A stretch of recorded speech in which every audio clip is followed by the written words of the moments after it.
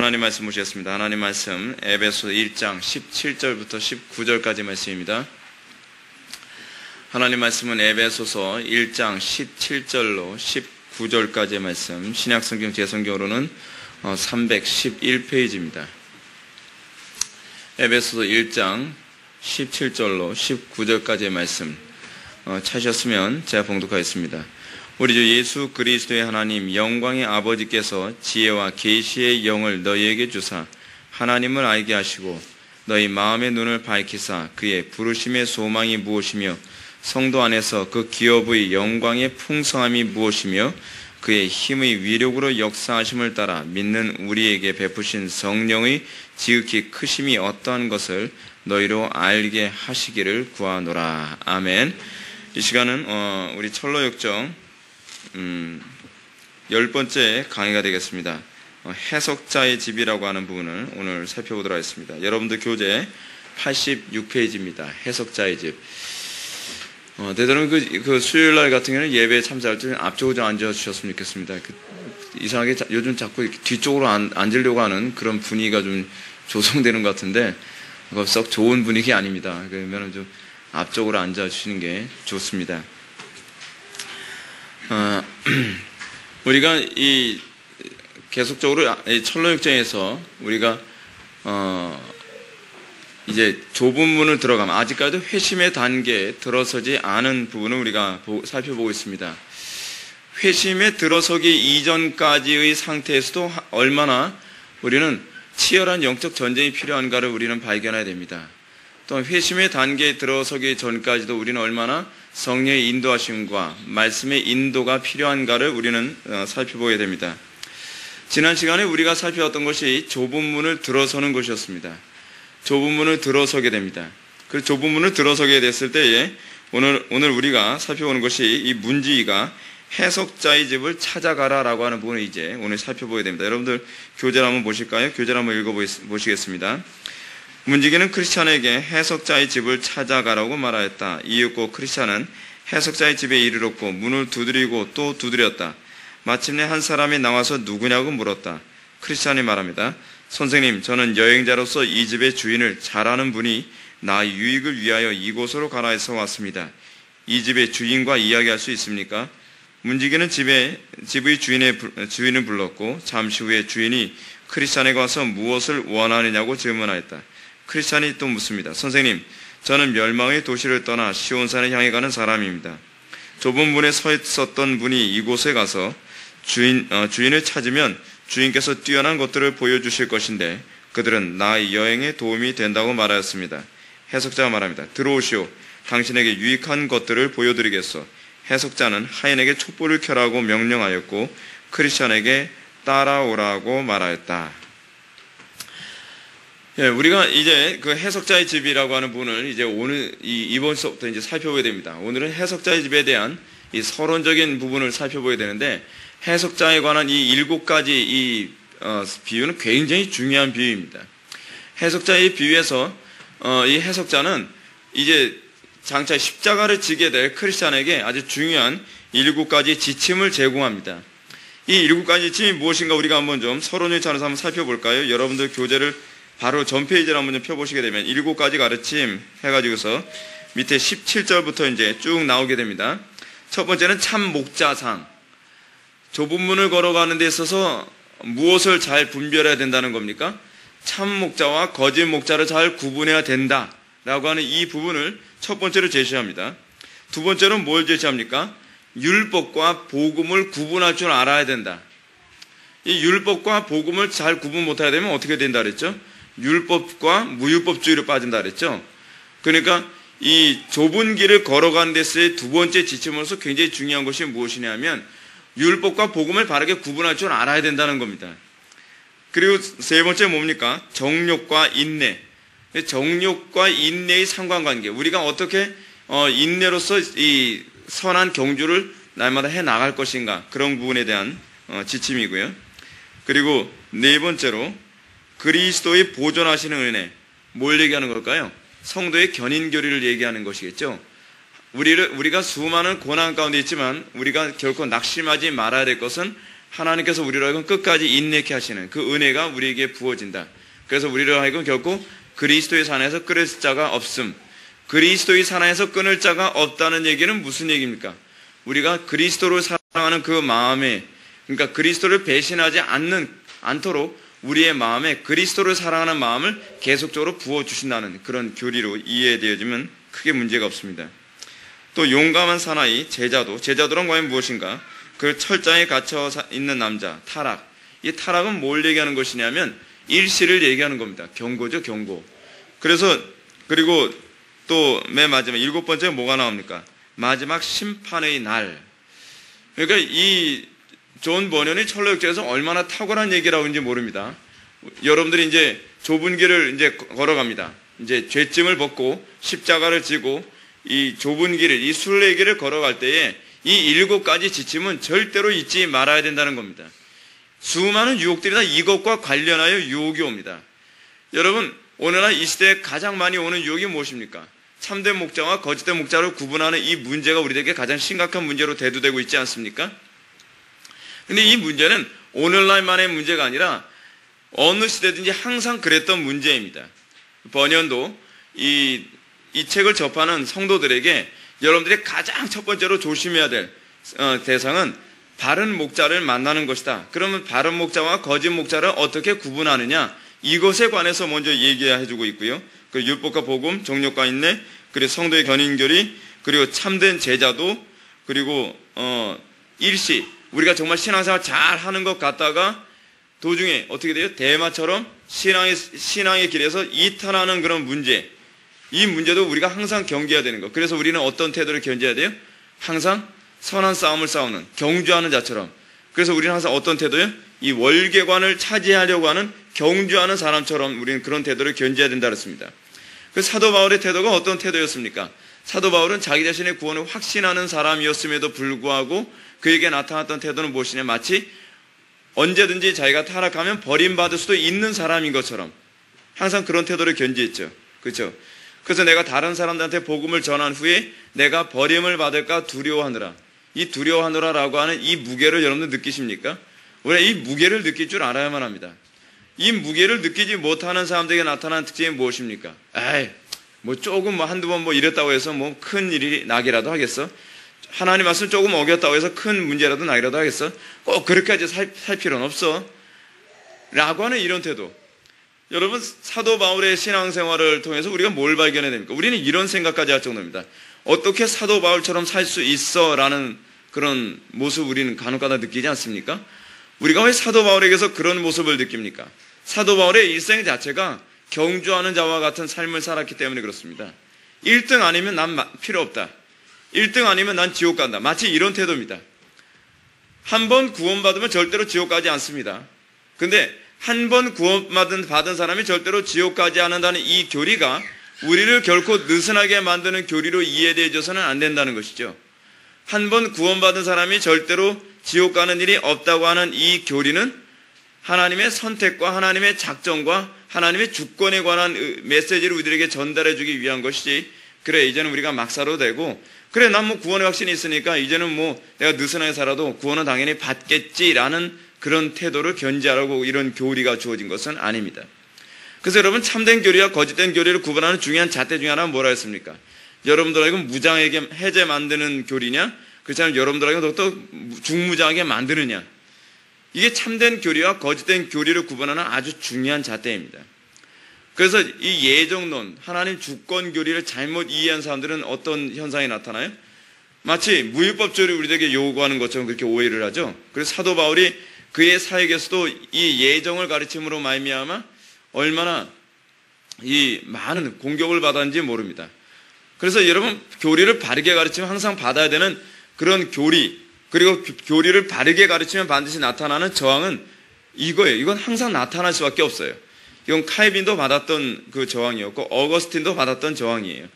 하나님의 구속 경륜의 이 광대함을 이해하지 못하는 사람들은 항상 하나님의 예정과 섭리를 곡해하여 마치 우리로 하여금 이 무율법주의를 독려하는 것처럼 복음을 그렇게 오해한다는 것이죠. 근데 예정론을 좀 더 자세하게 제대로 이해하게 되면 어떻게 돼요? 두려운 교리예요.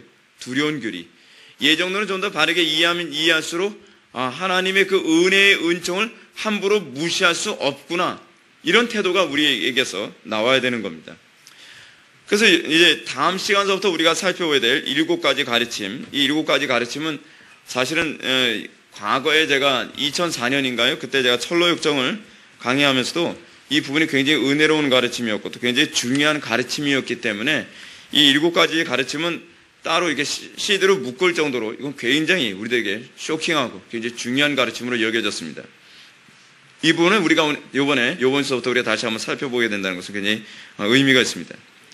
그래서 여러분들이 오늘날 우리는 대부분 그렇게 생활하지 않습니까? 교회에서 신앙생활을 하는 것과 교회 밖에서의 신앙생활이 너무 구분되어져서 여기서 구분되면 안 되죠. 교회 안에서는 굉장히 긴장하는 신앙 태도를 하는 것 같은데 예배 마치고 공동체 모임 다 끝나고 난 다음에 집으로 가면 그 다음부터 다 무장해져 버리고 해버리고 어떤 말씀에 대한 어떤 이 분명한 인식을 염두에 두지 않고 살아가는 건 신앙생활 잘못하는 겁니다. 이번에도 우리 조카들 왔을 때 우리 조카들한테 이 몇 가지 신앙의 태도를 이제 좀 교리를 가르쳤어요. 그 중에 하나 뭐냐면 구원이란 무엇인가라고 하는 거였고 또 하나 뭐냐면 예배란 무엇인가 그걸 가르쳤습니다. 그래서 임의아직의 긴장관계를 가르쳤어요. 이제 특히 예배에 관해서 가르쳤는데 예배는 우리가 공적 예배만이 예배가 아니라 이 공적 예배는 삶의 예배를 우리를 독려한다라고 하는 부분을 굉장히 많이 강조를 했습니다. 그러니까 아이들이 굉장히 깜짝 놀라는 거예요. 그냥 예배만 드리면 되는 줄 알았더니 그게 아니더라는 것이죠. 자기의 삶 속에서 이 예배자로서의 삶이, 그러니까 공적 예배의 삶이 어떻게 돼요? 그대로 자기의 삶에 이 연속성이 있어야 된다는 거예요. 그러니까 우리는 오늘날 신앙생활에서 이게 문제가 무엇입니까? 너무 단절되어 있죠. 종교 생활과 우리의 일상의 삶에 단절이 있어요. 단절이 너무 심해요. 그 단절이 심하니까 어떤 문제가 생기냐면 교리를 교회에서 배우는 건 교회에서 배우는 거, 삶은 삶이라고 하는 이원화된 삶을 살아요. 그 이원론이 항상 사람을 굉장히 심각하게 만드는 겁니다. 이 이원론적 사고가 우리를 어떻게 만들어요? 우리를 외식주의자로 만들어버리거든요. 외식주의자. 근데 항상 이 이원론적 삶 때문에 안 믿는 사람들이 기독교를 비난하게 되는 중요한 원인으로 작용하죠. 왜요? 이중인격자라는 거예요. 이중인격자. 교회 안에서는 다 천사처럼 행동하는데 교회 밖에서 보면 예수 믿는 사람들은 없더라는 거예요. 다 그놈이더라는 거죠. 그 뭐가 상당히 잘못된 것입니다. 그러니까 우리의 삶 속에서 항상 관심이 무엇입니까? 어떻게 내가 말씀대로 살 수 있을까에 대한 관심을 좀 가져야만 해요. 내가 말씀대로 사는 거에 대한 관심이 없이 신앙생활하는 건 굉장히 심각한 문제였습니다. 오늘도 우리가 해석자의 집 오늘 살펴보는데 이 부분에서 얘기하는 부분이 바로 그겁니다. 여러분 한번 17절 한번 볼까요? 에베소서 1장 17절 말씀. 우리 주 예수 그리스도의 하나님 영광의 아버지께서 지혜와 계시의 영을 너희에게 주사 하나님을 알게 하시고. 자, 요즘 이 신학계 안에서 나타나는 아주 좀 심각한 문제가 하나 있다면 특히 이제 개혁주의 노선에서 이제 나타나는 문제 중에 하나가 너무 이제 좀 이렇게 교조주의로 가는 문제에 관해서 의식이 있는 목사님들은 그 부분을 많이 지적을 합니다. 그러니까 무슨 지적이냐면 좀 요즘 개혁주의가 약간 좀 제가 우려되어지는 부분이 하나 있어요. 뭐냐면 나하고 똑같지 않으면 다 잘못됐다고 보는 거예요. 나하고 똑같지 않으면. 그러니까 요즘 이 개혁주의 안에서는요 이렇게 좀 분열이 많아요. 분열이에요. 그러니까 누구 계보냐? 요걸 되게 따져요. 누구 계보냐? 근데 자기하고 똑같지 않으면 개혁주의 아니다. 나하고 같지 않으면 개혁주의 아니다. 자꾸 이런 현상이 나타나면서 개혁주의라고 하는 개혁주의가 사실 이렇게 그다지 많지 않거든요. 장로교인들이라고 해서 다 개혁주의가 아니에요. 장로교 안에서도 개혁주의를 추구하는 목사님들은 좀 소수예요. 그래서 개혁주의 추구한다 그러면 그냥 얼굴은 몰라도 이름은 뻔히 다 알아요. 근데 이런 개혁주의 안에서도 서로가 가지고 있는 개혁주의 노선은 약간씩의 차이가 있거든요. 그걸 소위 다양성이라고 해요. 근데 이 다양성이라고 하는 것을 인정하지 않고 소위 독선주의에 빠져있는 사람들이 있죠. 그래서 나하고 약간 노선이, 그러니까 어떤 부분에 대해서 본질적인 노선이 아니라 이 비본질적인 노선에서 약간씩 차이가 있으면 막 목숨 걸고 싸우는 거예요. 자, 좋다 이거예요. 뭐 진리가 중요하니까 그렇게 싸운다고 칩시다. 자, 근데 문제가 무엇이냐 하면 오늘날 제가 그래서 너무 제가 교리를 굉장히 많이 강조하지만 교리만 생각하는 사람들 제가 굉장히 싫어해요. 개인적으로요.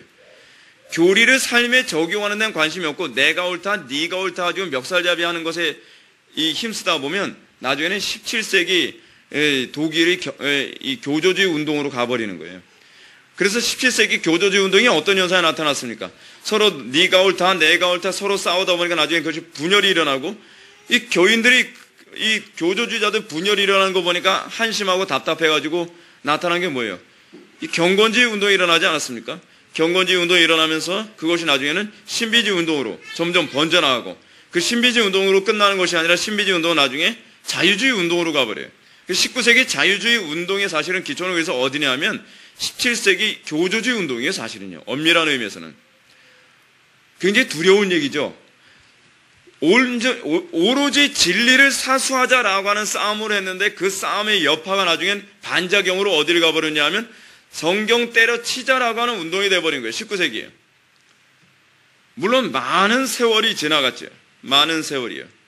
근데 왜 그런 현상이 나타나냐? 왜 자꾸 교조주의 현상이 나타나느냐? 교조주의 현상이 나타나는 궁극적인 이유가 여기 있어요. 삶에 관심이 없고 스콜라적인 것에, 지식적인 것에만 관심을 갖고 있기 때문에 그래요. 자, 그럼 우리는 여기서 이런 얘기를 해봅시다. 과연 누구의 지식만이 과연 가장 절대적일까요? 문제가 여기 있습니다. 소위 자꾸 이렇게 교조주의 운동이 나타날 때 나타나는 문제가 무엇이냐면 이성에 지나친 이 권위를 부여하는 거예요. 이성이에요. 그러니까 내가 똑똑하기 때문에 나보다 좀 모르고 내가 모르는 교리, 내가 아는 교리 저 사람이 모르면 좀 우습게 보인다는 이런 문제 때문에 점점 분열에 자꾸 거듭하게 되는 것이죠. 그래서 이 어떤 문제가 발생하냐면 이 칼빈주의가 차가운 그리고 냉정한 그 교파로 자꾸 이해되어지는 경향이 많이 있어요. 근데 그렇지 않습니다. 죄에 대해서는 굉장히 냉정하고 굉장히 차갑습니다. 그것은 사실입니다. 근데 여러분 로이드 존스나 조지 휘필드나 조나단 에드워즈 같은 분들 한번 보십시오. 그런 분들은 차갑지 않았습니다. 스펄전도 차가운 사람이 아니었습니다. 굉장히 열정적이고 굉장히 부드러우면서 굉장히 사랑이 많은 분이었습니다. 예수님 당신 자신부터가 그랬고요. 근데 오늘날 우리가 더 성경적으로 가자라고 하는 이 칼빈주의 또 이 개혁주의가 왜 이토록 아주 차가운 그리고 같은 개혁주의 노선 안에 있는 사람들끼리도 왜 이토록 차가워야만 하는가? 그 이유는 어디 있을까요? 바로 여기 있습니다. 지혜와 계시의 영에 대한 의존. 문제는 성령에 대한 의존입니다. 우리를 뜨겁게 만들고 우리를 사랑스럽게 만드는 것은 성령의 열매예요. 성령의 열매. 성령의 9가지 열매가 무엇입니까? 사랑과 희락과 화평과 오래 참음과 자비와 양선과 충성과 온유와 절제. 이건요 교리로 되어지는 영역이 아니에요. 이거는 교리의 열매가 아니라 이거는 성령의 열매예요. 성령의 열매. 교리를 아무리 많이 알고 있어도 성령으로 충만하지 않으면 사랑이 생기지 않고요. 희락이 생기지 않고 화평, 샬롬이 생기지 않고 그리고 오래 참음이 생기지 않고 그 양선이 뭡니까? 친절함 아닙니까? 친절함이 생기지 않고 그리고 온유함과 절제 뭐 이런 게 생기지가 않는 거죠. 그러니까 제가 자꾸 강조하는 게 그거 아닙니까? 우리는 교리가 정말 중요하고 이 교리를 위해서 우리는 목숨 걸고 싸워야 되는 존재라는 것에 관해서 제가 부정하지 않지만 우리는 교리와 아울러서 항상 같이 가야 되는 그리고 한치도 양보해서는 안 되는 영역이 무엇이라는 겁니까? 그건 기도예요. 기도. 기도에 관한 교리는요 그렇게 쉽사리 양보하거나 쉽사리 무시할 수 있는 영역이 아니에요. 예수님도 그렇고 사도들도 그렇고 여러분 성경을 보십시오. 성경 어디에서 교리보다 기도는 좀 밑으로 대충 취해도 된다는 얘기가 어디 있습니까? 없어요. 그런 말 없어요. 근데 문제는 뭐냐면 소위 이성주의에 빠진 사람들의 문제가 무엇이냐면 자기 이성적 이 즐거움, 다른 사람한테 내가 좀 더 인텔리전트하고 내가 좀 더 다른 사람보다 지성적이라는 것을 나타내길 좋아하는 실제로 그런지 어떤지 잘 모르겠지만 그런 것에 너무 심취하다 보니까 성령님을 의존하는 것을 너무 쉽게 깎아내리거나 성령님을 의존한 성령의 조명에 관해서 너무 이렇게 쉽게 무시해버리는 현상이 자꾸 생기는 것이죠. 그 현상의 결과가 뭐예요? 사랑이 점점 약화되어지고 희락이 없어요. 여러분 교리를 많이 알면 여러분들 알고 기쁨이 없어져야만 합니까? 아니면 오히려 기쁨이 더 충만해야만 합니까? 또 기쁨이 충만해야 되죠. 희락이라고 하는 것은 성령께서 주시는 이 영적 기쁨 아닙니까? 자유함이 있어야 되죠. 그리고 오래 참음이 있어야 되죠. 그리고 친절해야 되죠. 그리고 셀프 컨트롤, 자기 절제함이 있어야 되겠죠. 뭐 이런 부분이 다양하게 다 나와야 되는데 문제는 그것이 너무 박약하다는 것이 이것이 문제라는 겁니다. 너무 차갑죠. 궁극적으로 우리가 좀 오해하지 말아야 될 부분이 있습니다. 그것은 뭐냐면 오늘 우리가 이 해석자의 집에서 얘기하는 것처럼 궁극적으로 해석의 주체를 누구라고 얘기하냐면 성령님이라고 얘기해요. 제가 말씀드린 거 잘 들으십시오. 해석의 주체가 우리의 이성이라고요? 아니에요. 오해하지 마십시오. 착각하지 마세요. 해석의 주체는 우리의 이성이 아니라 성령님이에요. 성령님. 제가 우리 교회에서 변증학도 가르쳤지만 변증의 주체는 누굽니까? 우리입니까? 아니면 우리 이성입니까? 아니죠. 변증의 주체는 누굽니까? 성령님이에요. 성령님. 이거는 제가 너무 성령님을 많이 강조하기 때문에 하는 소리가 아니라 코넬리우스 반틸이 하는 소리입니다. 코넬리우스 반틸이라는 당대 최고의 지성인도 진정한 변증의 주체는 우리가 아니라 바로 성령님이시라는 것을 굉장히 많이 강조하고 있습니다. 그런데 이 반틸의 후예라고 불려지는 오늘날 개혁주의 노선에 있는 이 학자들이나 목회자들은 자꾸 변증의 주체를 자꾸 내 이성이라고 자꾸 오해하는, 착각하는 경향이 많이 있어요. 자, 제가 여러분한테 이 부분을 말씀드립니다. 우리가 이성으로 변증을 한다라고 하게 되면 나타나는 문제점이 있습니다. 이성에 너무 의존되어지게 되면 여러분, 우리는 틀림없이 성령께서 우리의 이성을 사용하시죠. 제가 여러분한테 말씀드린 이 표현을 잘 보십시오. 우리가 이성으로 변증을 하느냐, 그렇지 않으면 성령님께 내 이성을 붙잡혀서 변증을 하냐는 별개의 문제입니다. 성령님에 대한, 성령님의 도우심에 대한 인식을 약화시키거나 또는 소외시켜버리고 내 이성에 아주 독특한 권위를 부여하여 내 이성을 가지고 변증하려 했을 때는 이런 문제가 발생해요. 어떤 문제냐면 우리 이성을 통해서 변증을 사용할 때는 또는 어떤 교리를 이해할 때는요, 항상 합리성이라고 하는 방식으로 우리의 이성을 사용해서 교리를 이해하거나 변증을 합니다. 자, 근데 문제는 뭐냐면 이 합리성이 신본주의적 합리성이냐 그렇다면 인본주의적 합리성이냐가 문제예요. 그죠? 제가 여러분한테 아리우스와 아타나시우스 논쟁이라고 하는 이 삼위일체 논쟁에 관해서 제가 여러분한테 말씀드린 적이 있었죠. 이 삼위일체 논쟁이 어떤 논쟁이었습니까? 아리우스는 예수님은 하나님은 세 인격의 세 본체를 가지고 있는 뭐 이런 식으로 이해하고 있는 것이죠. 그러니까 그게 아니죠. 아리우스에 관한 관점에서 단일신론이죠. 오직 하나님은 한 분밖에 없고 예수님은 엄밀한 의미에서는 하나님이 아니라고 보는 거예요. 그래서 이 아리우스 이전에 나타난 이 교부가 하나 있는데 그 교부는 뭐라냐면 종속론이라고 해서 예수님은 성부께 종속되어진, 그러니까 하나님이라고 부를 수는 있는데 성부 하나님보다는 좀 못한 그런 하나님이라고 그렇게 이해를 했어요. 근데 이거 교부 시대에 그런 이해가 있었던 거예요. 근데 그 교부의 계보를 따랐던 사람이 누구냐? 바로 이 아리우스라는 거죠. 이 복잡한 얘기하니까 좀 피곤해지기 시작합니까? 근데 이거 이해하셔야 돼요. 이거 굉장히 중요한 얘기, 제가 맨날 하는 소리고요. 근데 이 아리우스가 가지고 있는 이 세 분 하나님, 삼위일체라고 하는 이 교리를 인정할 수 없었던 이유가 뭐냐면 인본주의적 합리성을 사용한 거예요. 여러분들의 경험과 여러분들의 합리성으로 생각했을 때 여러분, 이 납득이 갑니까? 세 분 인격을 가진 세 분 하나님이 한 본체를 가지고 계신다. 그런데 그 한 본체를 가지고 계신 이 세 분 하나님이 인격적으로는 구분이 된다. 근데 이 세 분 하나님이 성부는 성자 안에 거하시고 성자는 성부 안에 거하시면 상호 내주하고 계신다. 근데 더 혼란스러운 건 성령께서는 성부와 성자로부터 나오신다. 발출하신다. 이 이해가 됩니까? 한 인격이 다른 인격 안에 있고 또 다른 인격이 또 다른 인격 안에 있대요. 근데 한 인격이 두 인격으로부터 나온대요. 이 이해가 안 되죠. 왜 이해가 안 되죠? 저는 이해가 되는데. 근데 이해가 된다는 이 표현은 제가 이성적으로 이해된다는 얘기는 아니죠. 우리가 이해가 안 된다라고 하는 이유는 첫 번째, 우리의 경험상에 미뤄봤을 때 납득이 안 된다는 얘기예요.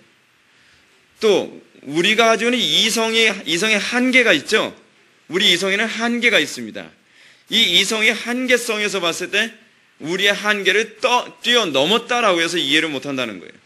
근데 우리가 이해할 수 있는 방법이 하나 있어요. 뭐로 이해하죠? 솔라 피데, 오직 믿음으로. 이거는 머리로 이해하는 게 아니라 믿음으로 이해해요. 자, 믿음으로 이해하게 되면 여러분들 이성의 자살을 해야만 합니까? 또 그게 아니에요. 성경이 얘기하는 믿음으로 이해한다라고 하는 이 표현은 무슨 표현이냐면 성경이 정황무한 하나님의 말씀이라고 하는, 소위 오류가 없는 하나님의 말씀이라고 하는 요 믿음, 그죠? 이 믿음 안에서 신구약성은 전체의 오류나 충돌이 없이 이 교리가 하나의 일관성에 정확하게 가고 있다고 하는 차원에서의 이성적 합리성이에요. 자, 제가 이제 무엇을 얘기하려고 하는지 한번 봅시다. 이런 차원에서 자, 우리가 믿음을 사용해야 된다고 하는 것은 믿음은 어디로, 내 의지의 작용이에요? 아니면 하나님으로부터 와요? 하나님으로부터 오죠? 그런데 그 하나님께서 어떻게 우리들에게, 누구를 통해서 우리에게 믿음을 주시죠? 예? 그렇죠. 성령님을 통해서죠. 성자를 통해서가 아니에요. 무슨 얘기냐면 성자께서 계시하신 것을 성령께서 우리에게 조명해 주셔서 우리의 이성을 동원하여 이해하는 거예요. 이것이 바로 신본주의적 합리성이에요. 좀 복잡하지만 그렇게 이해를 해야 돼요. 그러면 신본주의적 합리성에 여러분들이 들어가는 방법은 뭐예요? 믿음을 사용하는 것뿐이죠. 근데 믿음이 여러분들 마음대로 생겨요? 안 생기죠. 근데 그 믿음을 누가 제공하세요? 성령님께서 제공하시죠. 바꿔서 얘기한다면 이렇습니다. 자, 저하고 여러분들하고 성령님을 소외시키고 우리 한번 얘기해 봅시다. 자, 난 성경 66권 다 믿어요. 아멘, 할렐루야, 다 믿어요. 그래서 여러분들의 합리성을 가지고 성경을 이해하기 시작합니다. 근데 여러분들 믿음을 소외시키고, 또는 성령님을 소외시키고 나름대로 합리적으로 성경 66권의 하나님의 말씀이라는 걸 인정하는 차원의 성경 해석하다 보면 언제 어디선지 여러분들도 모르는 사이에 인본주의적인 여러분들의 합리성이 들어가 버려요. 근데 여러분들이 눈치를 못 채요. 문제는요. 여러분들의 철학이 들어가고요. 여러분들의 어떤 합리성이 들어가요. 문제가 여기 있습니다. 단편의 예를 한번 들게요. 그토록 경건했다고 하는 청교도들이요. 사람의 구원을 이해하는 데 있어서 어떻게 하든지 사람들한테 이 구원을 이해하도록 해야 되겠다. 근데 어떻게 이해시켜야 될까? 그래서 이성을 동원해서 이 구원을 이해시키도록 만들기 위해 또 오류를 범했는데 그것이 뭐냐면 아리스토텔레스주의라고 하는 철학을 거기다가 은연중에 집어넣었어요. 우리가 그래요. 우리가요. 그래서 구원의 서정이라는 걸 만들었어요. 구원의 서정. 구원의 서정이라는 것은 청교도들 시대에 처음 나온 거거든요. 칼빈도 구원의 서정이라고 하는 개념을 얘기한 적이 없어요. 그런데 17세기 들어오면서 청교도들이 구원에는 순서가 있다. 순서가 있는데 여러분 사실은 우리가 중생할 때 뭐부터 나옵니까? 소명이 먼저입니까? 중생이 먼저입니까? 모르죠. 그건 알 수가 없어요. 왜냐하면 동시다발적으로 한순간에 일어나니까요. 하나님께서 여러분들을 구원하실 때는요, 말씀을 사용하실 때 말씀을 들으면서 거듭나는지 그렇지 않고 거듭나서 듣게 된 건지는 아무도 몰라요. 근데 청교도들은 아리스토텔레스주의를 동원해서, 아리스토텔레스주의는 성경이 아니라 철학이죠. 그죠? 그 철학을 동원해서 성도들에게 이해를 도와주려고 마음을 먹었어요. 근데 아리스토텔레스가 가지고 있는 철학이 뭐냐면 원인론이로, 분위기가 좀 심상치 않아지는데, 원인론이에요. 그냥 모르면 그냥 패스하시고 그냥 들으세요. 원인론이거든요. 원인론이 무슨 얘기냐면, 하나의 원인이 작용하면 나머지는 마치 도미노처럼 알아서 다 작용이 일어난다는 거예요. 그래서 청교도들이 다 그런 건 아니지만 어떤 청교도들이 이 구원의 서정이라는 개념을 오해해서 이렇게 한 거예요. 그래, 하나님께서 우리를 거듭나게 만드시고 나면 그 다음서부터는 성하고 뭐고 알아서 도미노처럼 이렇게 일어난다라고 그렇게 생각하는 거예요. 그래서 제가 조직신학 시간에 배웠던 것이, 루이스 볼코프한테 배운 것이 뭐냐면 이거예요. 소명이 먼저고, 그 다음에 중생이 그 다음이고, 그 다음에 회계가 그 다음이고, 칭의가 그 다음이고, 뭐 이런 순서를 배웠어요. 그래서 소중, 회, 칭 뭐 이런 식으로 배웠단 말이에요. 근데 어떤 학자는 아니다. 소명이 먼저 아니다. 중생이 먼저다. 학자들만의 결례가 다 달라요. 왜냐하면 논리적 순서다 보니까요. 근데 이러면서 또 오류가 생겨버리고 마는 거예요. 그럼 성령님은 어디서 작용해야 되냐? 처음에 중생할 때만 작용하고 더 이상 성령님 작용하지 않아도 알아서 다 되는 것이냐? 뭐 이런 문제가 발생하는 것이죠. 제가 무슨 말씀드린지 아시죠? 제가 무슨 얘기하다 이런 얘기 말씀드린지 아시죠? 이성만을 사용해서 여러분들이 교리를 이해하려고 하다 보면은 여러분들도 모르는 사이에 합리성이 자꾸 들어가. 여러분들 거듭났다고 해서 그게 안 들어가는 게 아닙니다. 매 순간순간마다 성령께서 여러분들의 심령 속에 다 조명하시고 컨트롤하시고 깨닫게 하시고 여러분들 교만함을 들춰내시고 성령께서 그것을 제재를 가하시고 절제시키시고. 왜냐하면 여러분들이 예를 들어서 이렇게 합시다. 제가 성경 해석합니다. 저도 나름대로는 성경을 오류 없이 인간의 철학이 하나도 안 들어가고 오로지 성경으로만 성경 해석하려고 몸부림칩니다. 근데 성령께서 저에게 조명을 해주시지 않으면 언제 어디서 어떻게 제 철학이 들어가서 여러분들을 설득하고 있는지 저도 몰라요. 그렇다면 우리가 성령님을 의존하지 않고 이 어두운 시대에 길 잃지 않고 갈 수 있겠습니까? 제가 그래서 자꾸 이 설교 때마다 거의 빼놓지 않고 호소하는 게 그겁니다. 우리가 성령님을 소외시키고 우리가 마치 성경을 제대로 이해할 수 있고 우리가 마치 순례길을 그냥 이성적으로 교리만 붙들고서 갈 수 있다고 생각하는 오만함에서 여러분들이 벗어나기 전에는 우리는 결코 하나님의 그 어미하시고 이 웅장한 뜻에 관한 경륜을 알 수 없다는 거예요. 성령님만이 그것을 우리로 알게 하세요. 성령님만이 우리의 어두운 눈을 뜨게 하세요. 교리가 우리의 어두운 눈을 뜨게 만든다라고 하는 이 개념을 철학적인 표현으로 뭐라 하겠냐십니까? 그게 계몽주의예요. 계몽주의. 계몽주의가 무엇입니까? 어두워진 이성을 자꾸 돋고 와서 이성의 눈을 뜨게 하면 모든 걸 다 볼 수 있을 거라는 거예요. 이 계몽주의적 성향이 이 기독교에 들어가서 뭐가 돼요? 그게 바로 스콜라주의가 되는 거예요. 스콜라주의. 철학적으로 성경을 봐서 우리의 눈을 뜨게 만들어준다. 그거 그렇게 생각하면 곤란합니다. 그렇게 하니까 우리가 자꾸 차가운 이 개혁교회가 자꾸 되는 거예요.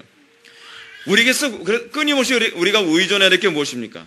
그래서 성령님이 우리가 교리를 보더라도 믿음으로 보는 눈이 열려야 돼요.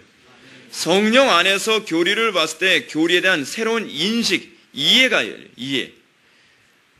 제가 요즘에 그 교리책을 구원론과 관련된 교리책을 읽는데 교리책을 읽으면서도 성령의 조명하심이 얼마나 중요한지를 매 순간순간마다 굉장히 많이 느껴요. 교수는 거기다가 글을 쭉 쓰지만 제가 그 교수님의 글을 읽으면서도 이 말귀가 알아들어지는 거예요. 성령께서 딱 조명하시니까. 한 줄을 읽는 게 읽지만 한 줄을 읽으면서 막 다양한 게 다 보여요. 막. 그럼 제가 보면서 밑줄 긋다가 거기다가 막 그 다른 메모까지 계속 해내는 거예요. 왜냐면 이 부분은 이 교리는 이것과 관련되어 있는 표현이고 이건 또 이것과 관련되고 요건 요거고 성령께서 눈을 열어주시니까 이렇게 다른 교리하고도 또 연결해서 딱 다 보여지는 거예요. 그러면서 또 다른 새로운 어떤 교리적인 통찰이 또 생겨요. 근데 기도 생활 안 하고서 교리책만 보면요. 그것도 머릿속에 잘 안 들어가요. 그것조차도요. 그래서 제가 매번 성경 읽을 때도 그렇고 또 교리를 제가 공부할 때도 그렇고 성령님에 대한 의존은 절대적이구나. 절대적이구나. 그러니까 이 성령님을 의존하면서 보는 것의 중요성이 또 뭐냐면 학자들의 교리라고 해서 100% 무조건 다 맞는 게 아니거든요. 무슨 얘기냐면 같은 개혁주의 노선에 있다고 하더라도 이 핵심적인 것에 관해서는 이론의 여지가 없지만 약간 주변적인 요소에 관해서는 서로 견해가 약간씩 달라요. 근데 그럴 때 과연 내가 어느 쪽 견해를 추구해야 될 것인가에 관한 눈은 내 이성이 내리는 게 아니에요. 사실은요. 성령께서 내 이성의 눈을 열어주셔서 어느 쪽을 선택해야 될지에 대한 안목이 열려야 되는 것이죠. 그러니까 여러분 엄밀한 의미에서는 우리의 이성도 누구 아래 있어요? 성령의 조명 아래 있어요. 성령의 조명하심을 의존하지 않으면 여러분들 이성이 아무리 탁월해도요. 바보 같은 쪽을 선택해요. 바보 같은 쪽을요. 전 그걸 굉장히 많이 봤어요. 굉장히 탁월한 이성을 지니고 있다고 하는데 놀랍게도 그 교리를 얘기하면서도 저거는 상식적으로 생각해도 저 소리는 안 하는 건데 어떻게 저런 소리를 하나? 라고 할 만큼 이성적으로 어두워요. 그쪽을 못 봐요. 왜 못 보는가? 그 못 보는 이유가 어디 있는가?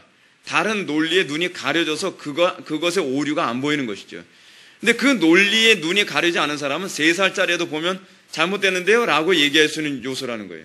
이상하죠? 왜 사람이 그럴까요? 이것이 우리가 겸손해야 될 이유예요. 우리가 끊임없이 하나님을 의존하고 우리가 끊임없이 나의 무지함과 나의 어리석음과 나의 무능함을 하나님 앞에 고백하면서 날마다 기도로 나가야 되는 이유가 바로 거기에 있는 것이죠. 그래서 제가 여러분한테 기도하지 않으면 신자 아니다. 자꾸 제가 막 극단적으로 어쨌든 이렇게 막 몰아붙이는 이유가 뭐냐면 기도하지 않고선 신자답게 살 수가 없기 때문에 그래요. 여러분들이 기도 안 하면 할 수 있는 신자는 뭐밖에 없는지 아십니까? 배신자밖에 할 게 없어요. 네. 그러니 여러분들이 항상 성령님을 의존해야죠. 성령님을요. 17절 다시 한번 봅시다. 우리 주 예수 그리스도의 하나님 영광의 아버지께서 지혜와 계시의 영을 너희에게 주사 하나님을 알게 하시고, 사도 바울은 지금 하나님을 알게 하시는 것에 관한 중요한 핵심을 뭘 얘기하고 있습니까? 지혜, 계시의 영을 얘기하고 있습니다. 지혜와 계시의 영은 뭘 얘기하는 겁니까? 중요한 건 이겁니다. 계시를 무시하는 영이 아니라는 거예요. 계시의 눈이 열리게 하는 영이에요.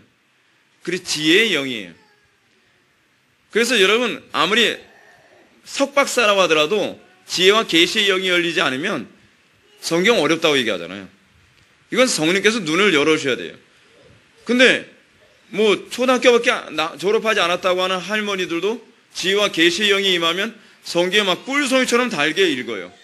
그거 어떻게 해서 그렇게 가능할까요? 성령님이 하시는 일이죠. 18절 너희 마음의 눈을 밝히사 그의 부르심의 소망이 무엇이며 성도 안에서 그 기업의 영광이 풍성함이 무엇이며, 여기서 지금 강조하고 있는 표현이 뭐죠? 무엇이며 19절 그의 힘의 위력으로 역사하심을 따라 믿는 우리에게 베푸신 능력이 지극히 크심이 어떠한 것을 너희로 알게 하시기를 구하노라. 무엇이며 어떠한 것.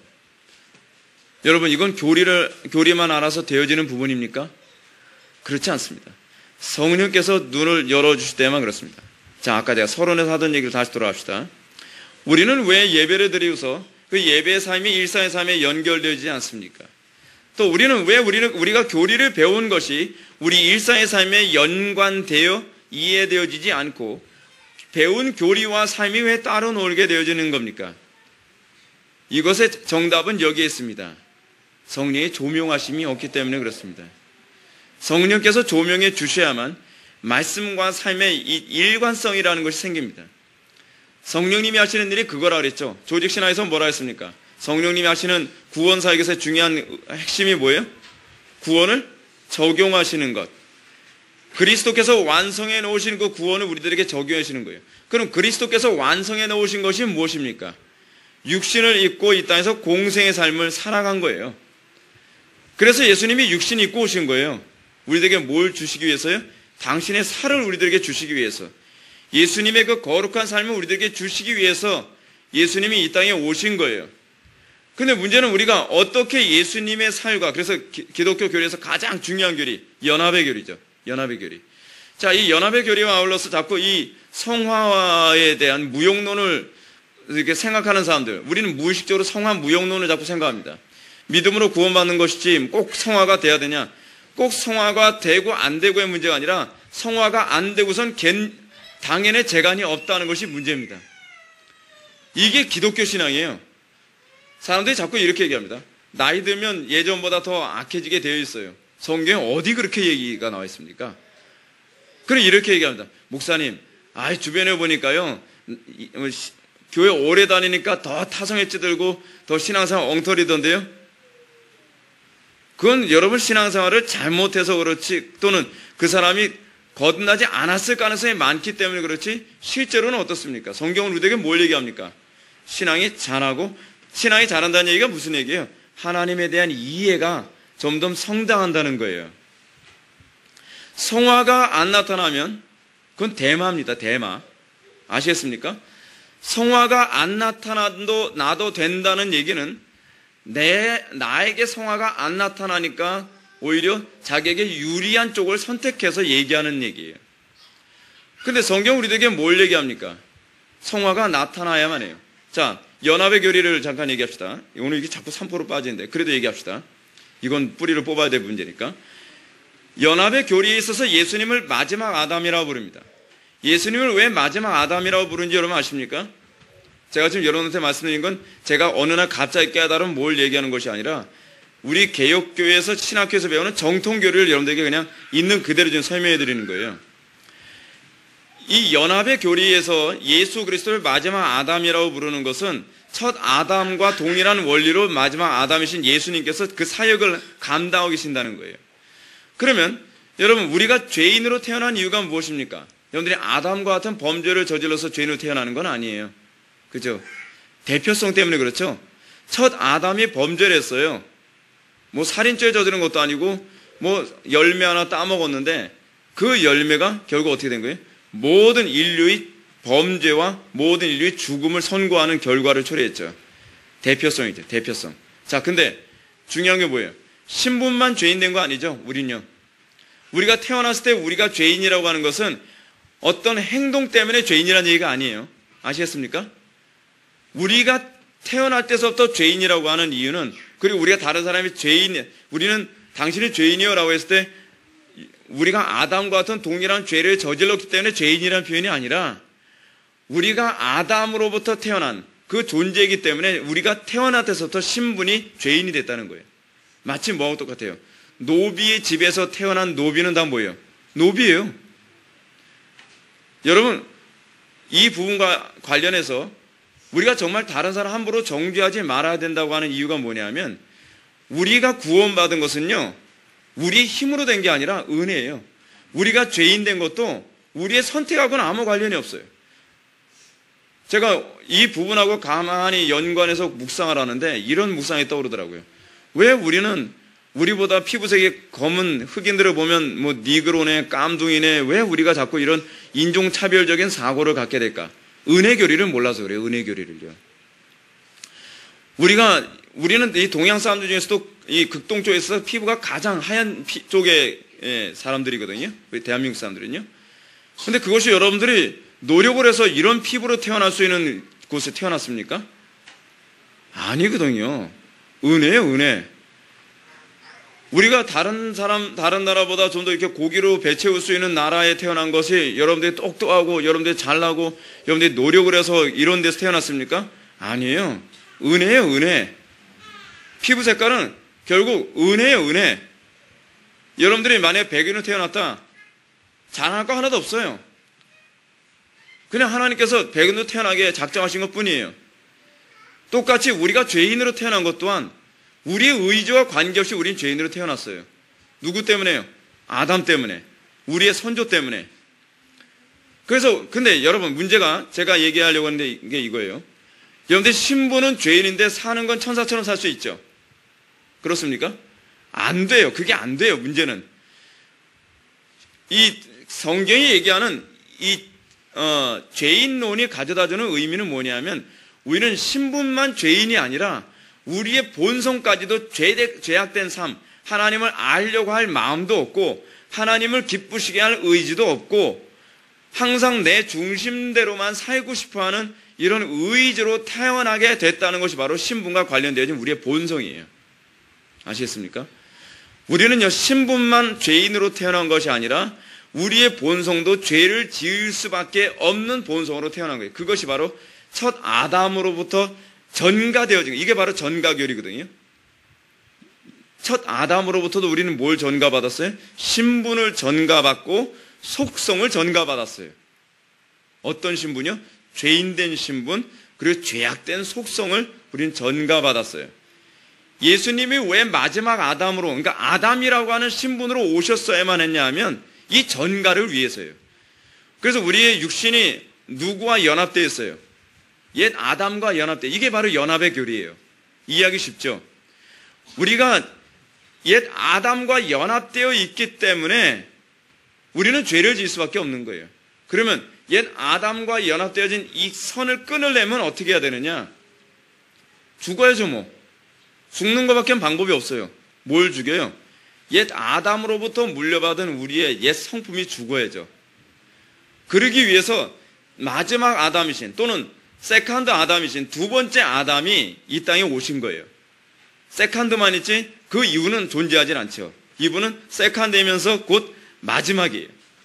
이 마지막 아담이신 예수님께서 이 땅에 오셔서 우리에게 목표라는 바는 뭐예요? 첫 번째로 신분을 전가하는 거예요. 신분을.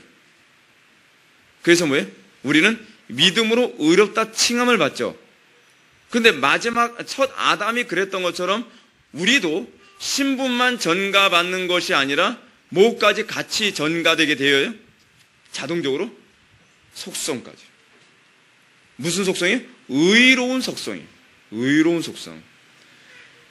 여러분들이 악하게 살고 싶어서 악하게 삽니까? 나는 악하게 살아야지. 그래서 악하게 사는 게 아니라 여러분들의 본성이 나는 이렇게 살면 안 되는데 이렇게 살면 안 되는데 하는데도 그렇게 사는 거예요. 그래서 우리가 성령의 조명함을 받고 난 다음에 우리가 알게 되는 게 뭐예요? 내가 어디에 노예됐다는 걸 알아요? 죄에 또는 타락한 본성에 내가 종으로 태어났다는 것을 알게 되죠.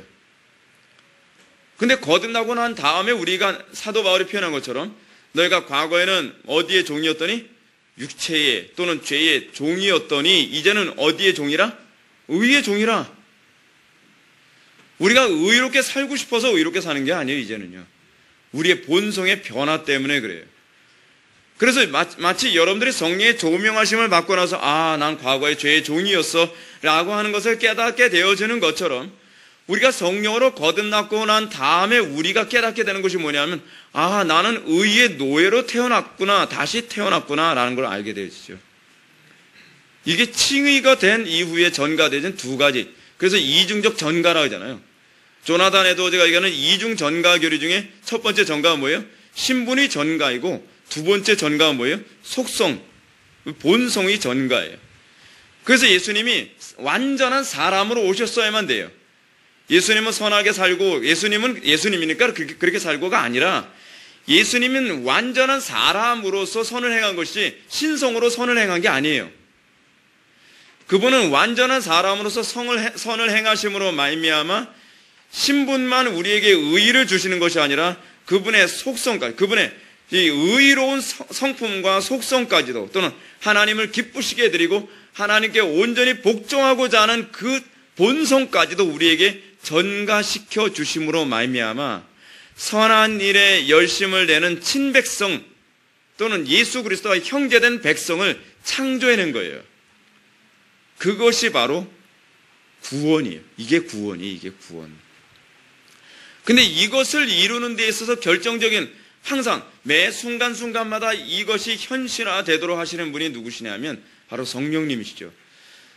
성령님은 우리가 처음 거듭나고 난 다음에 그냥 가만히 있으면 이제 막 성화되게 하시는 분이 아니라 우리가 성화되기 위해서 이제 매 순간마다 성령님은 우리의 일생 동안 항상 같이 하죠.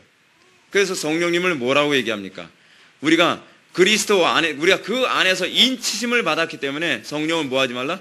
근심케 하지 말라라고 하는 이유가 바로 거기에 있는 거예요. 성령께서는 우리가 중생할 때만 필요하신 분이 아니십니다. 중생한 이후에도 지속적으로 성령께서 우리를 조명하시기, 우리를 거룩하게 하시기 어떻게 해요? 환경으로 우리를 고달프게 만들면서 우리로 하여금 어떻게 자녀처럼 대우하시는 일을 경험하게 하죠. 그런데 여러분 인생의 고달픔에 닥쳤을 때 어떻게 합니까? 여러분들은 어찌하든지 이 고난을 피해가기 위해서 또 뭐 하게 돼 있어요? 기도하게 되어 있잖아요. 하나님께 기도하죠.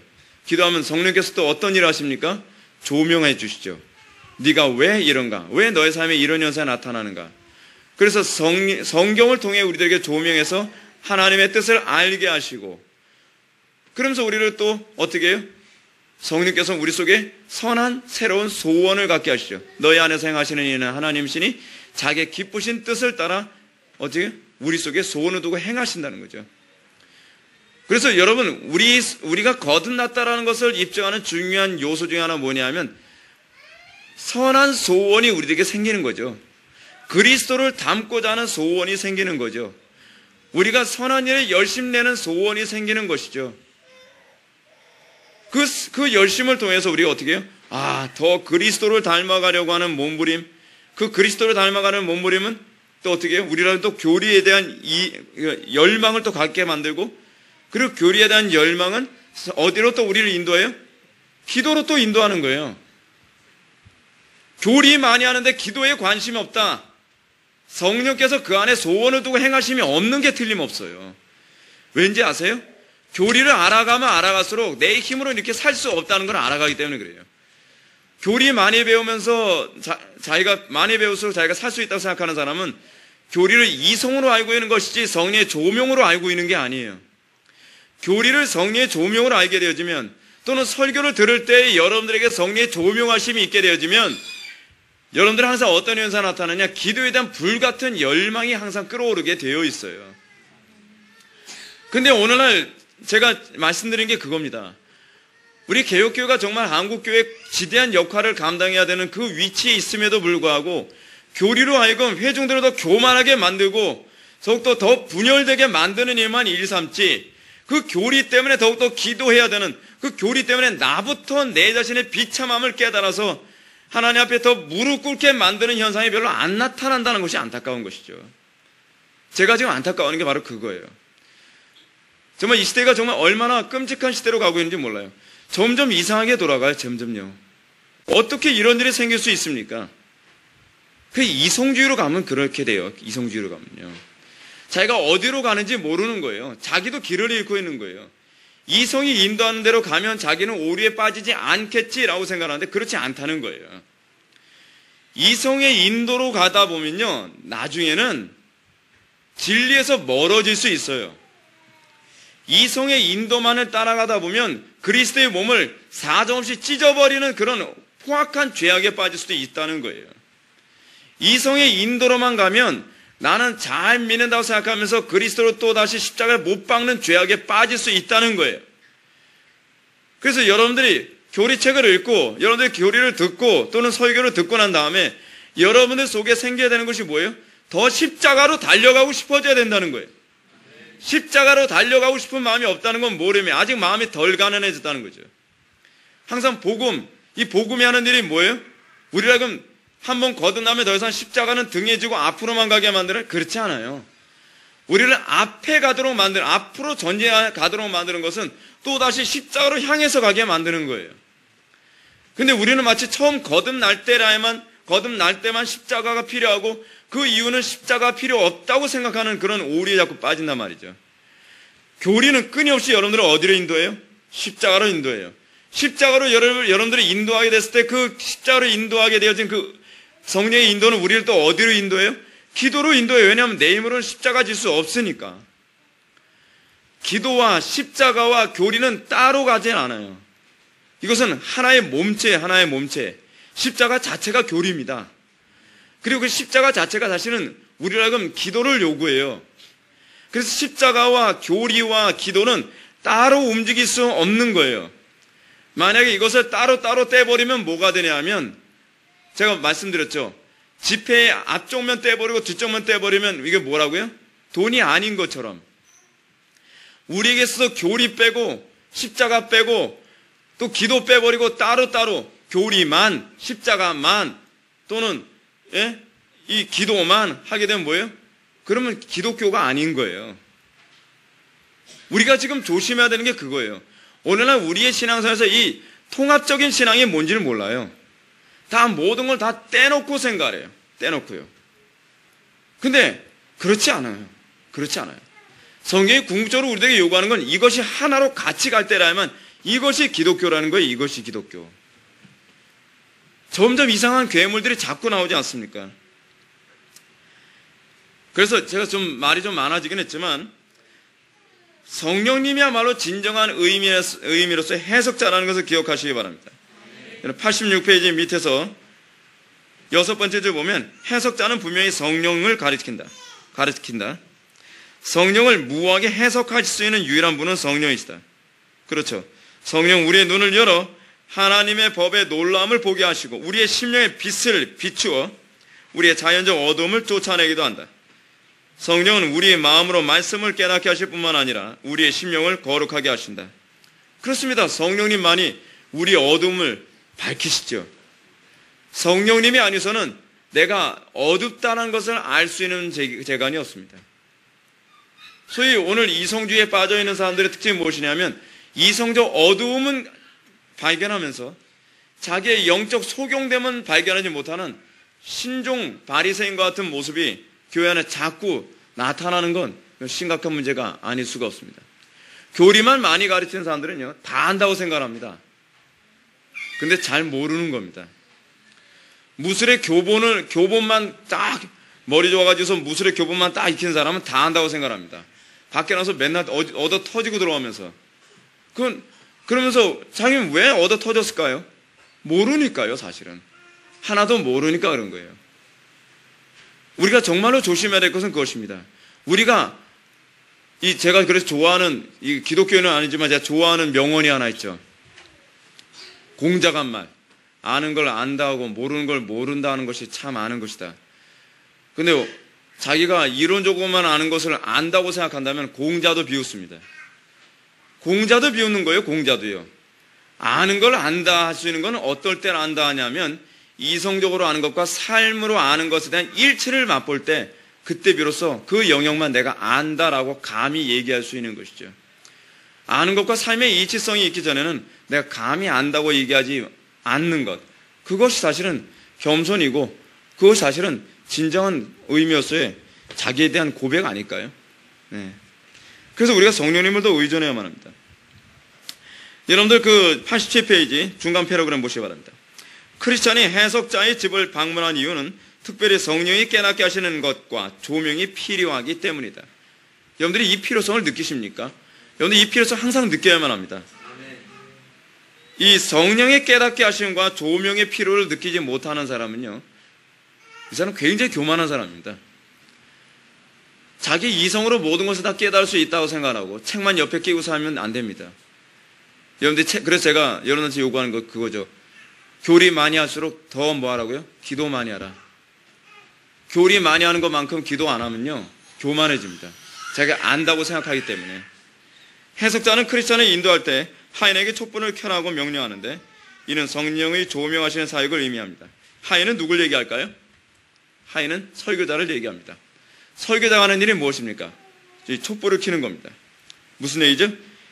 성령이 깨닫게 하시면 사람들한테 조명해 주는 역할은. 근데 여러분, 설교자가 말로 100% 조명해 줄 수가 없죠. 자, 설교자의 중요한 직무 중에 하나가 있습니다. 먼저 내가 조명을 받아야 돼요. 설교자가 다른 사람을 조명해 주는 데 있어서 지식으로 다른 사람을 조명해 줄 수 있을 거라고 생각하는 오만에 빠지면 안 됩니다.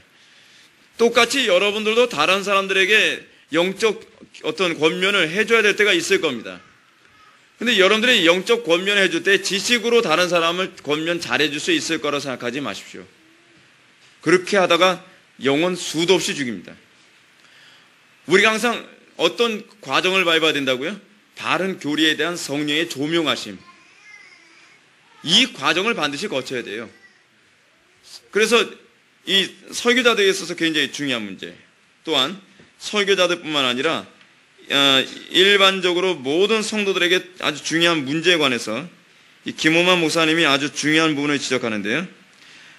뭐냐면 88페이지 위에서 몇째 줄인가? 하나, 둘, 셋, 넷, 다섯, 여섯, 일곱, 여덟, 아홉, 10번째 줄.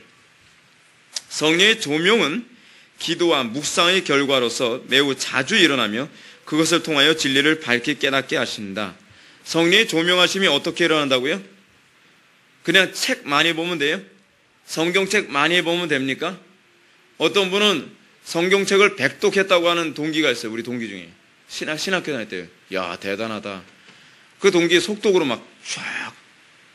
성경을 100독했다는데 맨날 하는 소리 보면 아, 언제쯤 철들까. 이런 우리 동기들끼리 보면 맨날 그 소리예요. 저 철이 덜 들었어. 그거 왜 그럴까요? 성경을 100독했다고 하는데 그 이유가 어디 있을까요? 맨날 볼차로 다니죠. 맨날. 그 이유가 어디 있을까요? 기도가 없어요. 그리고 묵상이 없어 그래요. 여러분, 제가 여러분한테 영적인 독서법에 관해서 말씀드리죠. 책을 읽고서 반드시 뭐하라? 묵상하라.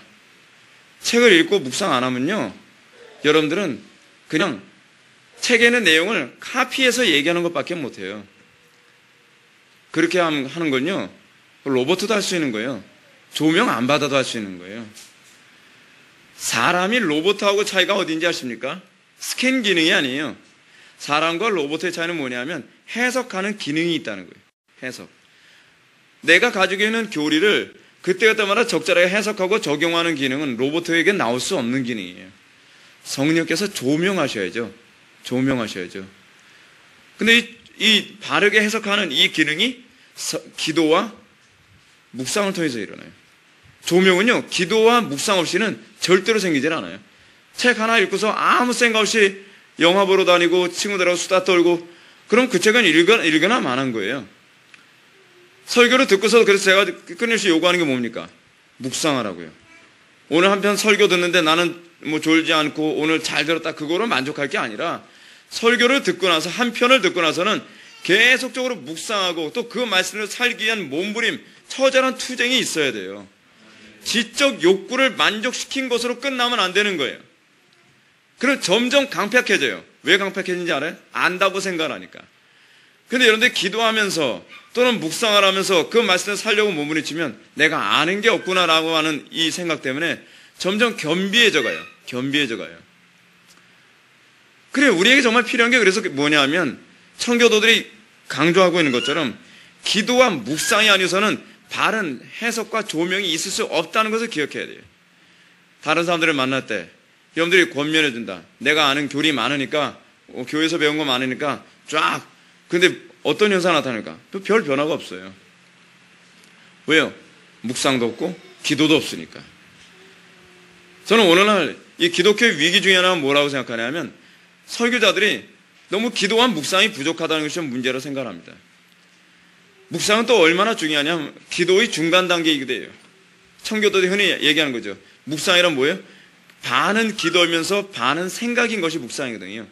묵상의 상태에 있는 사람이 기도라도 한 번에 그 기도의 깊은 단계에 들어서게 되거든요. 항상 죄악된 건 묵상하고, 항상 세상의 건 묵상하고, 무엇을 먹을까, 무엇을 마실까, 어떻게 해야 남들보다 더 좋은 차 끌고 다닐까, 어떻게 해야 집안을 더 이쁘게 꾸미고 살까, 어떻게 해야 그런 세속적인 것만 자꾸 묵상하다가 갑자기 기도하려면 기도 무지하게 안 되죠. 기도가 안 되는 이유는 바로 거기에 있어요. 항상 여러분들 묵상에 있어요. 묵상. 세속적인 것을 묵상하면 절대로 기도가 깊어지진 않습니다.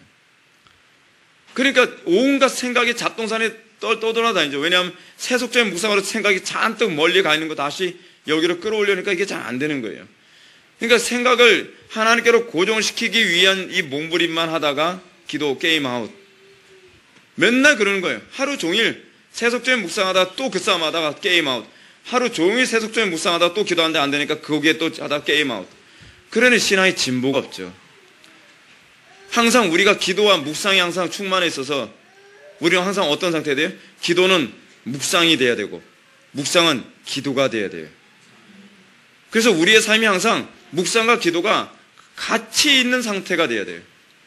그래서 우리가 항상 기도하면서도 조나단 에드워즈에서 우리가 그거 발견하지 않습니까? 조나단 에드워즈는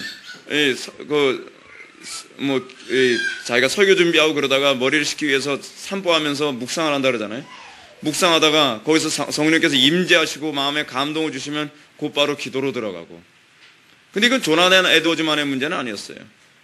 요한 웨슬리도 그렇고 휘필드도 그렇고 우리 신앙의 선배들에서 항상 다 발견되어지는 부분. 이것이 우리 기독교의 진수거든요. 진수. 근데 이게 전수되지 않았어요. 기도는 그나마 해야 된다라고 하는 당위성은 많이 얘기하는데 이 묵상에 관한 교리가 너무 전수가 안 돼서 묵상이 얕으니까 어때요? 설교의 깊이가 얕아지죠. 성도들이 묵상이 얕으니까 어떻게 돼요? 사고가 얕아지는 거죠. 사고가 얕아지니까 어때요? 얄팍해지는 거예요, 사람이. 점점 이 묵상이 필요성을 더 많이 느껴야만 합니다. 그래서 이 크리스찬이 여러분들 88페이지 위에 세 번째죠. 크리스찬은 해석자의 집에 이르러 문을 두드렸다. 문을 두드렸다는 것은 간청하는 기도를 의미하는데 우리의 무지를 벗기 위해서 교사이신 성령이 간절히 필요하다는 것을 하나님께 기도드려야 한다. 그렇죠. 여러분들이 정말 겸비하다면 여러분들이 항상 무엇을 구해야만 합니까? 성령의 조명하심을 간절히 사모하고 간절히 구해야죠. 우리가 너무 이거 안 하죠. 우린 너무나 하나님 앞에 기도 안 하죠. 기도를 하더라도 정말 간절히 기도 안 하죠. 여러분들 예배 드리기 전에 그렇게 기도합니까? 설교 들으면서 설교 들으면서도 여러분들은 조명하심을 받아야 깨달아지죠. 근데 우리가 설교를 듣기 전에 정말 하나님 앞에 간절히 하나님 오늘 말씀을 통해서 내 심령에 조명을 해주셔서 이 말씀을 통해서 내가 바르게 깨닫게 해주십시오. 근데 이렇게 사전에 이런 기도가 잘 안 되면 설교 끝나고 대화해 보면 엉뚱하게 조명을 받아가지고, 그건 조명이 아니죠. 엉뚱하게 적용을 해가지고, 그거 내가 얘기하려고 하는 의도는 그게 아닌데 어떻게 그런 식으로 적용했는가. 그렇게 돼버리는 거예요. 매 순간마다 조명이 필요한데, 설교를 들을 때도 조명이 필요하고, 성경을 읽을 때도 조명이 필요하고, 교리서적을 읽을 때도 조명이 필요하고, 조명은 모든 영역에서 다 필요해요. 사람들과의 만남에서도 조명이 필요해요. 왜 하나님께서 나에게 오늘 이런 문제를 이렇게 부딪히게 해주셨는가? 그 조명을 통해서 어떻게 돼요? 여러분 생각해 보십시오. 첫사람 아담이 타락하기 이전에 그는 하나님에 대한 완전한 지식을 소유했다고 합니다. 첫사람 아담은요, 이 세상 천지 만물만을 보면서도 하나님의 어떠하심에 대한 이해가 풍성했다는 거예요. 근데 왜 우리는 안 될까요? 그 이유가 어디 있을까요? 조명하심에 관련이 있어요. 그들은 모든 자연 만물을 보는 데 있어서 성령의 조명하심이 클리어했어요. 근데 이것이 영적으로 경건한 사람들에게 오늘날 동일하게 나타나요. 조나단 에드워즈 같은 경우에도 하나님께서 창조하시는 온 창조 만물을 이렇게 살펴보면서 성령의 조명하심을 보면서 하나님의 위대하심을 깨닫고, 하나님의 그 지혜로우심을 깨닫고, 하나님의 자비로우심과 사랑을 깨닫고, 하나님의 어미하심과 하나님의 두려우심을 다 깨닫는. 근데 우리는 어떻습니까? 우리는 못 느낀단 말이에요. 우리는 자연 만물을 보면서도 하나님의 그 위대함, 하나님께 대한 두려움, 하나님의 자비로우심과 선하심, 그 느껴집니까? 안 느껴지죠. 왜 안 느껴지죠? 거기에도 조명이 필요하다는 것을 우리가 잘 못 느끼기 때문에 그래요. 성령님은요, 특별한 문제 있을 때만 필요한 그런 분이 아니십니다.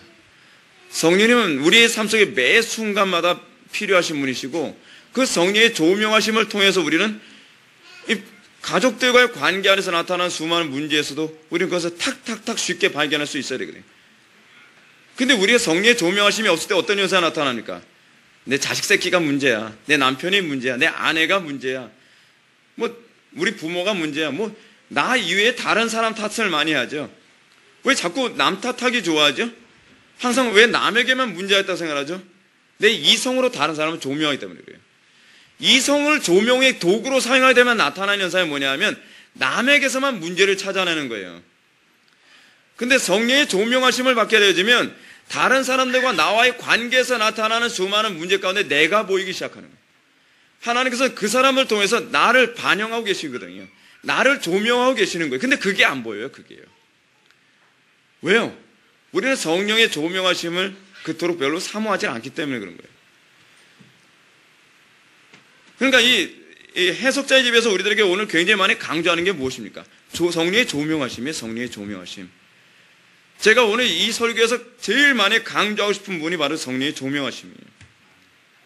89페이지 위에서 네 번째 줄을 한번 보시기 바랍니다. 해석자의 집을 통해서 우리가 분명히 알 수 있는 것은 성경과 구원의 교리에 대해서 부족한 지식이나 피상적인 지식은 그리스도와 복음을 분명히 깨닫지 못하게 한다는 것이다. 해석자의 집에서 크리스찬이 받게 되어지는 중요한 가르침이 7개다.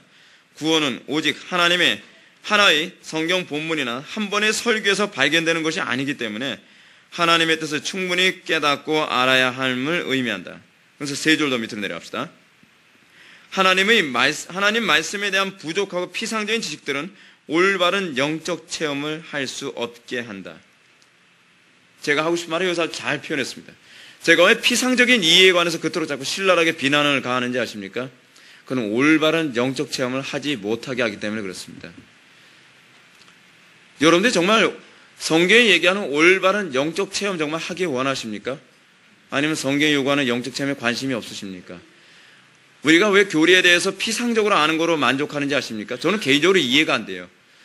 교리를 피상적으로 아는 것으로 만족하는 사람들 보면 저는 그 사람들에게 저 사람들은 정말 올바른 영적 체험에 정말 관심이 없는 사람이다라는 생각이 벌써 지워지질 않아요. 여러분, 성경은요, 성경에 나온 수많은 교리들은요, 거의 하나도 예외 없이 올바른 영적 체험을 오리 없이 우리들에게 전달해 주기 위해서 기록된 것이라는 걸 믿으시기 바랍니다. 체험과 관계없이 남아있는 게 아니에요. 사도들, 그들은요, 엄청난 영적 체험을 한 사람들입니다. 근데 그 영적 체험이 오늘날 오순절주의자들이 하는 그런 영적 체험이 아니라 거룩함과 경건에, 그래서 그 체험이라고 하는 것은 궁극적으로 예수 그리스도와 연합한 삶을 얘기하는 그런 체험이거든요. 그런 경험이에요. 근데 예수 그리스도와 연합한 삶으로서의 그 경험을 그 다음 세대에도 전달해주기 위해 체계로 세우는 것이 바로 오류 없게 만들기 위해서 체계로 세우는 것이 교리거든요. 근데 교리를 배우면서 내가 옳다, 네가 옳다, 멱살 잡고 싸울 줄만 알았지, 이 교리를 가지고 어떻게 나의 삶이 이전보다 더 거룩해질까? 어떻게 해야 예수 그리스도와 더 연합한 삶을 살까? 어떻게 해야 나는 더 이렇게 이전의 삶보다 더 나은 삶을 살 수 없을까에 관한 이 고민이 별로 없어요. 피상적인 삶, 그냥 천국만 가는 것, 막연히 그거 하나만 기대를 하며 살아가는 것, 이건 대단한 큰 문제가 있는 것이죠. 제가 교리를 강조하는 이유도 바로 여기에 있습니다. 교리를 알아야만 바른 경험을 할 수 있기 때문에 그래요. 교리를 알아야만 우리가 그리스도의 영광에 참여할 수 있기 때문에 그래요. 성경이 궁극적으로 우리에게 요구하는 참된 경험이라고 하는 것은 바로 그리스도의 영광에 참여하는 거거든요. 근데 오순절주의 같은 데 빠지는 사람들의 문제가 뭔지 아십니까? 거룩엔 관심이 없어요. 그리스도의 거룩함에 참여하는 데는 관심이 없어요. 주로 뭐에 관심이 있냐면 남들에게 경건의 능력이 있다라고 보이는 그거에만 관심이 있는 거죠. 내가 손을 얹었더니 병이 고침을 받았더라. 뭐 귀신이 쫓겨오면 받았더라. 뭐 남들한테 와 저분 대단하다. 은사가 대단하다. 뭐 이 박수 받는 거에 대한 즐거움, 그것밖에 관심이 없는 거예요. 그 제가 은사주의자들 만나서 이 경건에 관한 문제가 얘기하면 굉장히 독선적이고 굉장히 경멸적이에요. 지식주의자라고 그렇게 막 몰아붙이기 좋아하죠. 왜 그럴까요? 그리스도의 거룩함에 참여하는데 관심이 없어서 그래요. 어떤 신비한 엑스타시를 경험하는 거에만 관심을 갖고 환상 보고 꿈꾸고 막 그런 거에만 관심을 갖고 무당노로 타는 데만 관심을 가지니까 그리스도를 닮아가는 이 경건에 관한 교리에 관해서 얘기하면 지식주의자다라고 또 몰아붙이는 이유가 바로 거기에 있는 것이죠. 그래서 말씀이 없는 상태에서의 체험들은 환상주의와 같은 잘못된 체험을 만들어낸다라고 합니다. 그래서 여러분 세 줄 더 밑으로 내려가서 따라서 성령의 조명이 없는 말씀은 형식주의로 인도하여서 말씀으로 인한 변화를 받지 못하게 합니다. 해석자의 집으로부터 받을 수 있는 교훈은 초보적인 말씀이 아니라 의 말씀을 경험하게 하는 상당한 수준의 말씀과 교리의 가르침이 필요한 것입니다. 여러분들이 우리 교회 와서 느끼는 바가 무엇입니까? 뭐 이렇게 교리가 많은가? 뭐 벌써 설교를 한 10년 들었는데도 새로운 교리가 수도 없이 나온다. 뭐 이렇게 교리가 많은가? 그런 생각할 때가 여러분들 있지 않습니까? 그럴 수밖에 없어요. 그럴 수밖에 없는 이유가 뭐냐면 여기서 얘기하는 것처럼 더 온전한 그리스도의 영광에 참여하기 위한 교리들이 무궁무진하기 때문에 그렇습니다. 우리 교회에서 궁극적으로 목표라는 바가 그겁니다. 여러분들 하여금 어떻게 그 상당한 수준의 그 성도의 수준으로 더 들어갈 수 없을까? 우리의 신화의 선배들, 휘필드나 스폴전이나 로이 존스나 조나단 에드워즈나 그렇잖아요. 그 청교도도 수많은 청교도도 있지 않습니까?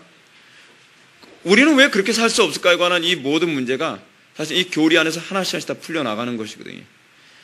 그리고 우리가 그리스도를 더욱더 닮아가고 그래서 우리가 살아가는 동안에 안면의 사람들이 더 이상 기독교를 비난하고 손가락질하는 것이 아니라 우리들의 삶을 통해서 아 그리스도라면 저런 분이시겠구나 라고 하면 주님의 이름이 높임을 받고 찬송을 받는 그 영광스러운 나라가 이루어지기 위해서 이 교리를 계속적으로 여러분한테 가르치는 것이죠.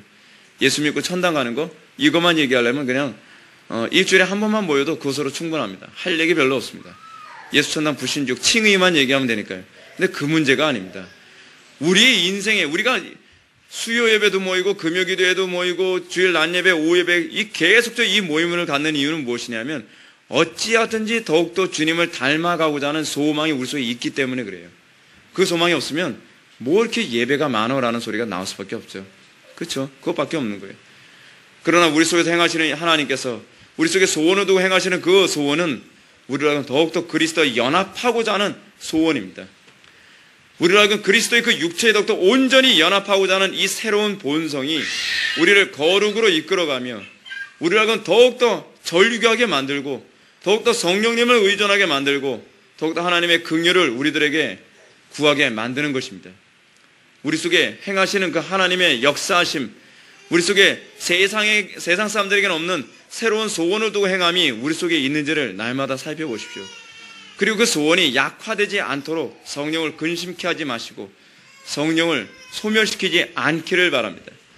성령의 조명하심, 이 교리 절대로 잊지 마시고 일평생을 살아가면서 매 순간순간마다 나의 일생의 모든 삶 가운데 성령의 조명하심을 더욱더 사모하며 살아가기를 주님의 이름으로 축원합니다. 다 같이 기도하시겠습니다. 사랑이 많으신 하나님 아버지, 우리가 성령의 조명하심이 얼마나 중요한지를 너무나 망각하고 살았습니다. 성령의 조명하심이 설교 들을 때만 필요하거나 또는 성경 읽을 때만 필요한 줄 알았는데 우리의 삶의 모든 영역이 항상 성령의 조명하심 가운데 있어야 되며 항상 성령을 의존하지 않고서는 살 수 없는 존재임을 다시 한번 깨닫게 해주시니 감사합니다. 우리에게 믿음 주시고 그래서 우리가 날마다 성령에 붙들린 바 되어져서 이성이 주는 조명을 우리가 너무 신뢰하지 아니하며 항상 성령에 의한 조명하심을 우리가 추구하며 살아가게 하여 주옵소서. 예수님의 거룩하신 이름으로 기도 올려옵나이다.